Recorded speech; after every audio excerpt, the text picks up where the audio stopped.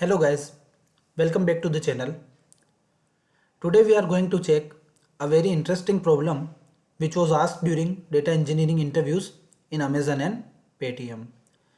So this question is to find out the running event start date and end date from a list of dates when a particular event occurred. So please note that this is a very popular question which can be asked in multiple scenarios.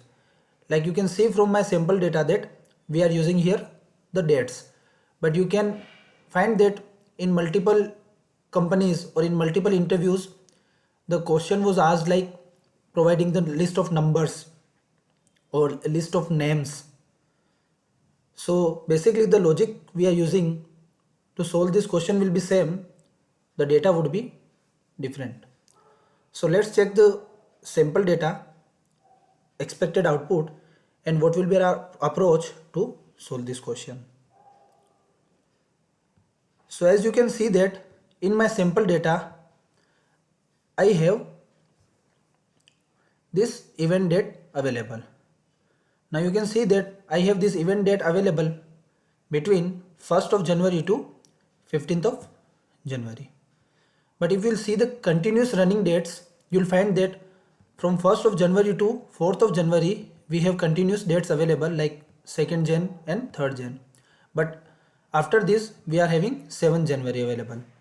Now in next row, you'll see that we have the dates available from 10th to 12th, and then we have 15th.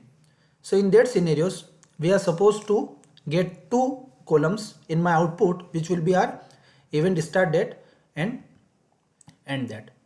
So you will see that in my event start date, the first date would be 1st of January and end will be 4th, because we are getting the continuous event occurred between these dates 1st to 4th. Then second will be my 7th, and as you can see that we have 10th available after my 7th, so my end date for 7th will be the same only.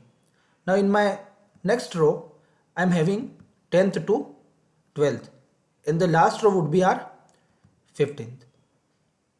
So my fourth row in my output will be 15th to 15th only. So I'll solve this question by using our row number window function and group by. So let's get started. So very first, as we are starting our transformation from here,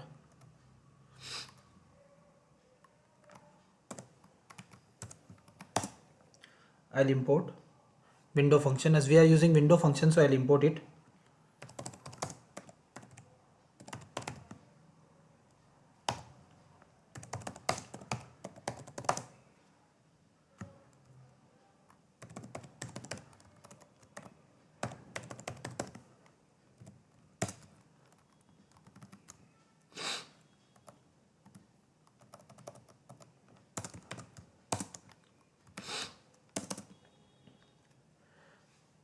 So we'll be trying this question with window function and group by. So I'll declare it here only.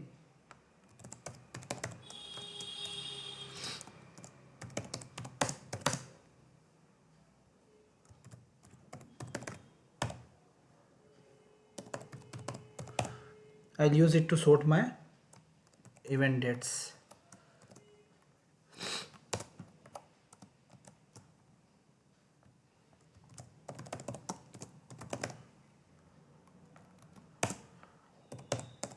And I'm using it group by.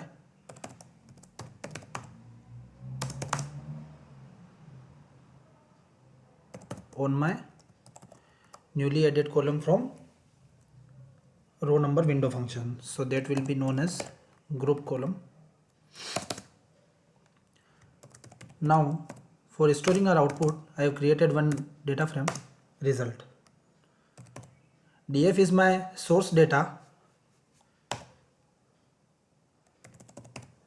I'll use with column, then as our column will be group,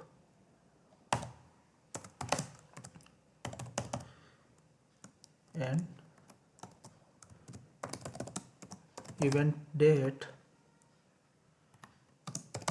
So I will just use my row number here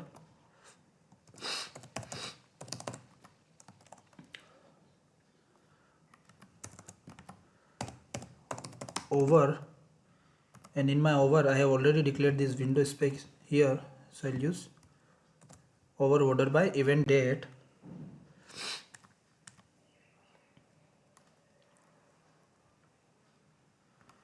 and I'll do it group by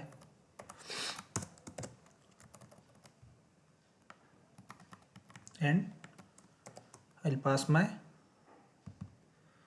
group by space here. So basically, not to get confusion, what I did is I just used row number here. We can see that after using the row number we use this over clause. So for over clause we have to pass the order by condition. So just note that I didn't pass that over condition here, and I wrote that here only. So you can see that I use this row number, and with over clause I use order by event date, and then I have, and this row this new column will be I have added this with column, and this new column will be known as a group column, and then I have used this group by, and I did the group by with my newly column group only. So this is how we'll use this aggregation.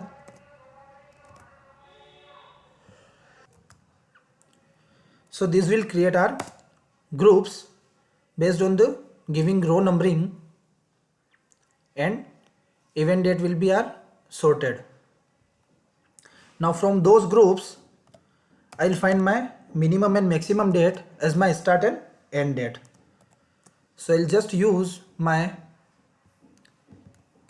event date column here, and I'll find my minimum date, and the date I'll get will be known as my start date. So I'm giving an alias that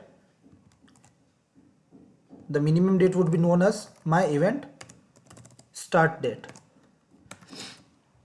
Same I'll use to get my end date also.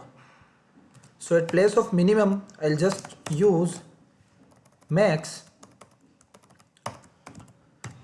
from that particular group, and it will be my end date. So this is how I will get my end date.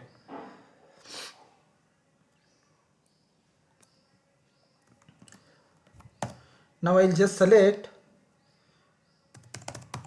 So in my output I just need event start date and event end date. So I'll just select both these columns,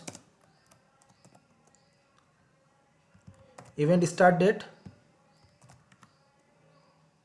and my event end date dot display. So let's check what is the output we are getting now. So I'll run this and we'll get the dates. Let me do one thing. Just for a better understanding, I won't use this display here, and let me display it here.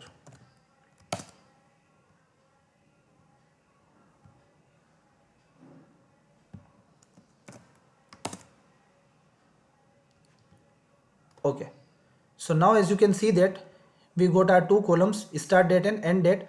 First output is 1st January to 4th January, second is 7th to 7th only, then we have 10th to 12th and 15th to 15th. So thank you for watching this video. I hope you understood the logic we have used here. If you are finding any difficulties, you can let me know in my comment section. So we'll check that. Thank you. If you like this video, please subscribe the channel, as I am coming with more upcoming data engineering questions. Thank you.